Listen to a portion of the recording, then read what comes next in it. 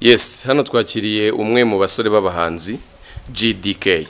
GDK amakuru ni meza cyane. GDK wundi ubusanzwe n'umuntu ki tudatinze cyane. Ya mu byukuri GDK ni umuhanzi nyarwanda uririmba injyana zitandukanye. Ya umuziki nkaba nkumazemo iminsi ngahe? Ya mu byukuri natanye umuziki wanjye 2012. Aho natangiye indirimbo zitandukanye. Ariko ubu ngubu nibwo nazisohoye umwaka ushize. Ubwo ntagiye kuzishyira ahagaragara. Ya GDK. Ufite indirimbo esheshatu tuvugana. Niki cyakongoje kuza mu muziki? Ya murakoze cyane ubundi ni impano y'umuntu. Ni impano kandi murabizi yuko impano isaza na nyira yashaje. Rero abantu muziki wanjye kabisa impamvu yanjemo nuko nabonaga nanjye ngomba gutanga cyane uruhare rwanjye haba mu iterambere ry'igihugu cyanjye aho natangiye ku ndirimbo yitwa Hinga Kinyamwuga shishikariza abahinzi cyane guhinga mu buryo bwa kinyamwuga bakabasha kwihaza mu biribwa bakabasha no kwiteza imbere. Nicyo kintu cyatumye mbijyamo cyane noneho ntangira no guhimba n'izindi zitandukanye z'urukundo. Ya GDK rero impamvu twari tugutumiye hano tugira ngo twiganirire ku muziki wawe ku buzima bwawe babusanzwe nta kindi tutakwinjiriye cyane ariko nanone ya birumvikana. Ya GDK indirimbo zawe zikoreye hehe mu yahe ma studio?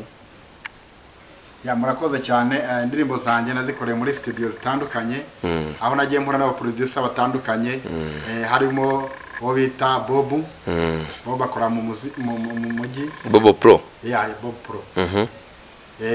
No bita Master P akora Kicukiro bankoreye Hinga Kinyamwuga no bita Doxa Studio. Ya undi ugiri kwandika indirimbo ugendera kuki? Ya murakoze cyane ubundi nkuko nababwiye kuva kare buryo umuziki wose uhanze n'iki ni impano. Ni impano y'umuntu. Rero amagambo ashaka kuzamo bitewe nuko wiyumvamo cyangwa se na situation ubonye bigagufasha kwandika indirimbo yawe. Ya GDK rero ya uradusobanuriye wize hehe noneho twagiye bwo mu buzima bwawe busa nk'ubusanzwe? Ya murakoze cyane GDK yize muri kaminuza yigenga y'abarayiki ya Inirake aho nakoyemo icyiciro cya gatatu cya kaminuza nkabafite masters muri project management. Ubu ngubu GDK yari gukora iki? Ya murakoze cyane ubu ngubu ngewe ndumuza bikorwa ku rwego rw'igihugu umuryango witwa ASOR Rwanda ni Action pour Scolariser les Orphelins du Rwanda ukora hano Kicukiro Ndiboye. Uwo muryango ukora ibijyanye n'iki? Murakoze cyane ni umuryango ukora mu bijyanye na sociale n'ibikorwa biri sociale aho dufasha abaturage kugira imibereho myiza tubishyura mitiwere tukabafasha kubahugura mu bijyanye na professional agri farming buryo guhinga mu buryo bwa kinyamwuga n'ibindi bitandukanye tugatanga scholarship ku banyeshuri abana b'imfubyi. Ikintu gishobora kuba cyarakubayeho cyane ukumvura babaye ni nk'igiki?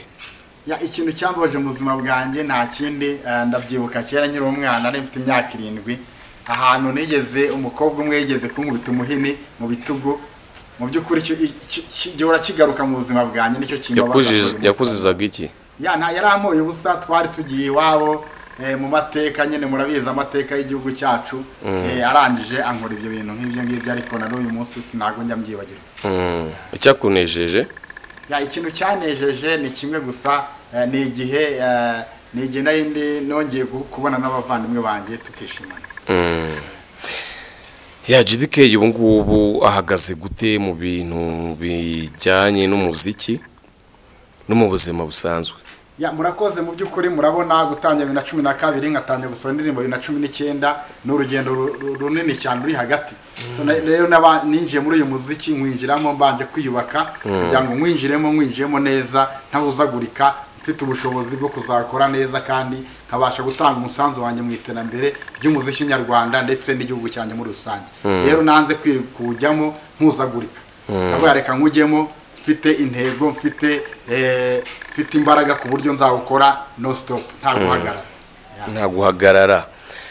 Ya utunyuriyemo muri makeya ubuzima bwawe mu gihe kingana n'iminota 5 twogenda twebariza abantu mu buzima busa